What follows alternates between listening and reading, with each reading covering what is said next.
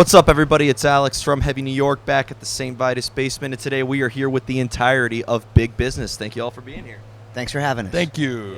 It's so awesome to have the entirety of you guys. Most of the time when I get the entirety of a band, it's always like a clusterfuck. It always becomes a heavy metal game of hot potato passing the mic around. So this is the easiest time I've ever interviewed the entirety of a band. Well, we'll see how it goes. Yeah, you don't know that. Yeah. We're only like 10 seconds in. Things could go really Go poorly. south real fast. Yeah. We'll just have to see about that. But the latest record is The Beast You Are, which is an absolutely awesome record. What I'm curious is, do you take a new approach to every single album that you make, or is there kind of like an underlying formula that applies to all of your albums? I think we just kind of go in trying to do the best we can with what we have at the time. I feel like this one was a little bit different because we did a lot more demoing of the songs ahead of time and kind of had everything ready to go before we went into the studio, for the most part, more than we have on previous records anyway.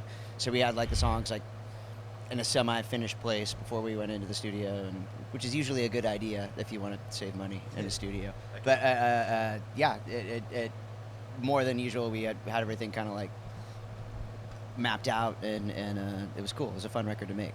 You had like a lot of songs on this record. I think it was like 14 tracks, the whole record, or something like that. So Some were shorter than others. yeah, absolutely. Yeah. Yeah. They weren't all epics.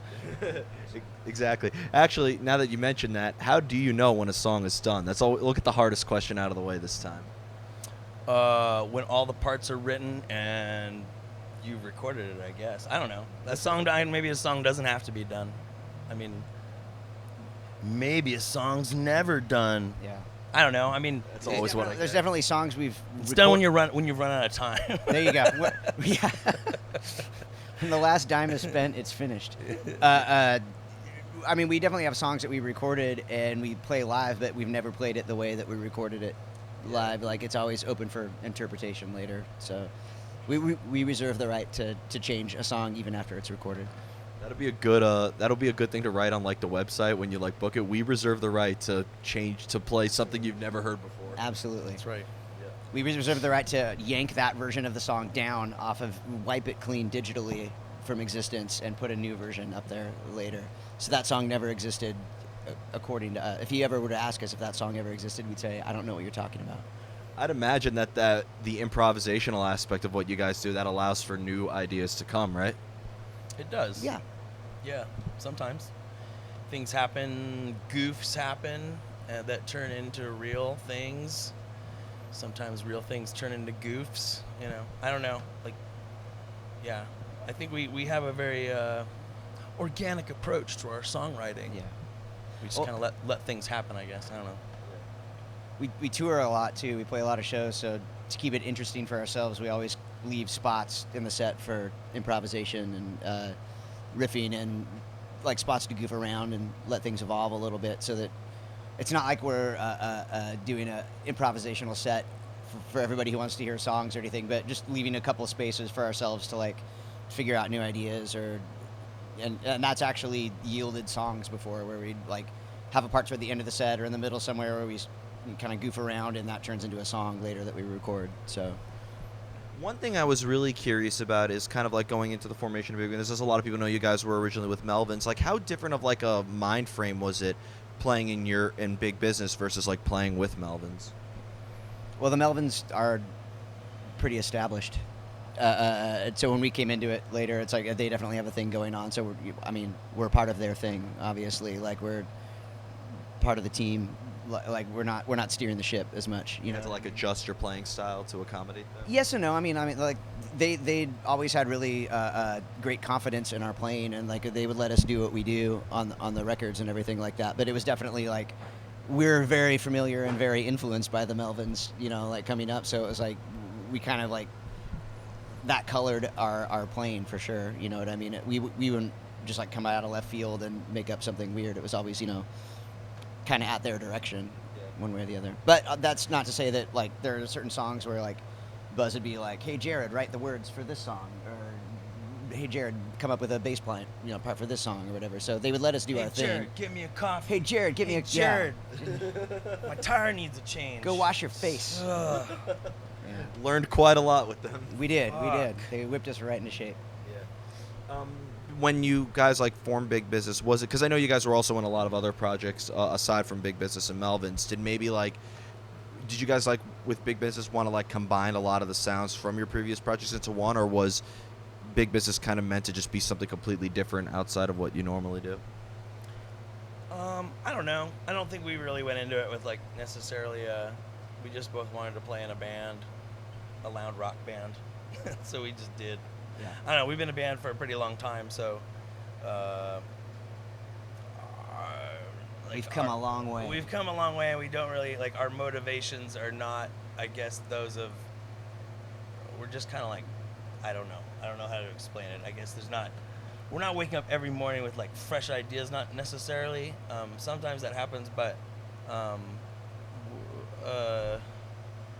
don't know. We just try to do the best we can.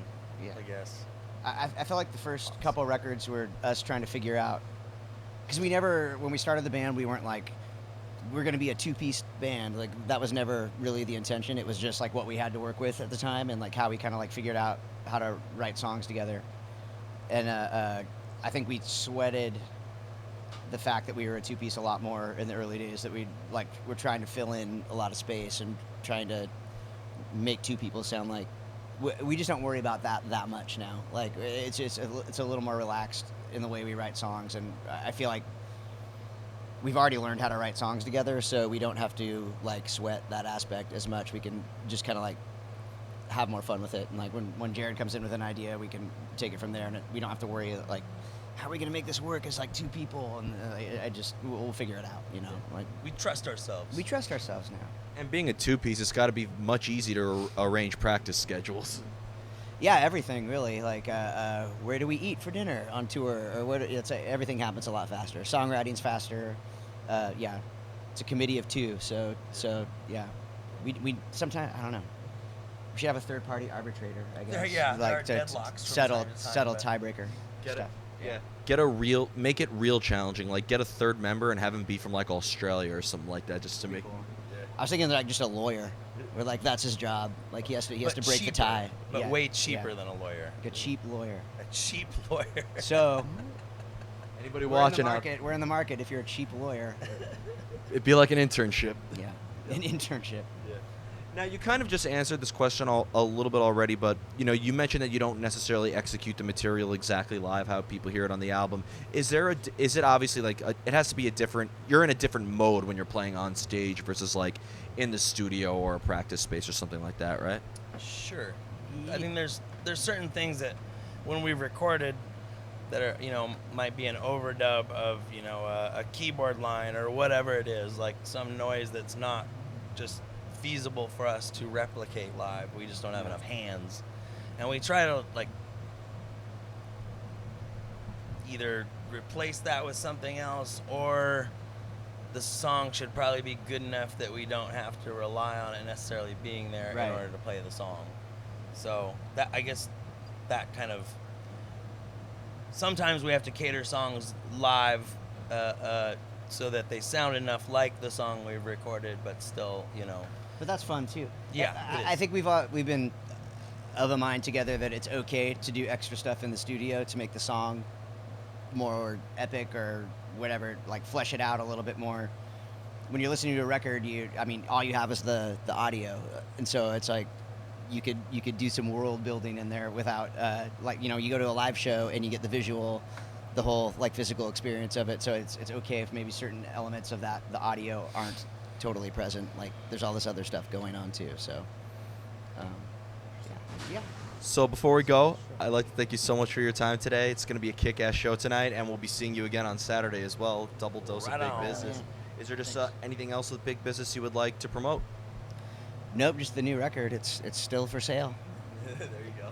Tell a friend. We're 6. Buy it while supplies last forever. Yeah. Super limited. Not forever. It's super limited. Super limited. Very investable. There you go. All right, thank you so much. Everybody, Thanks, man. we are here with Big Business, The Beast You Are. Pick that up if you haven't already. This is Alex from Heavy New York. We'll see you next time. Ciao.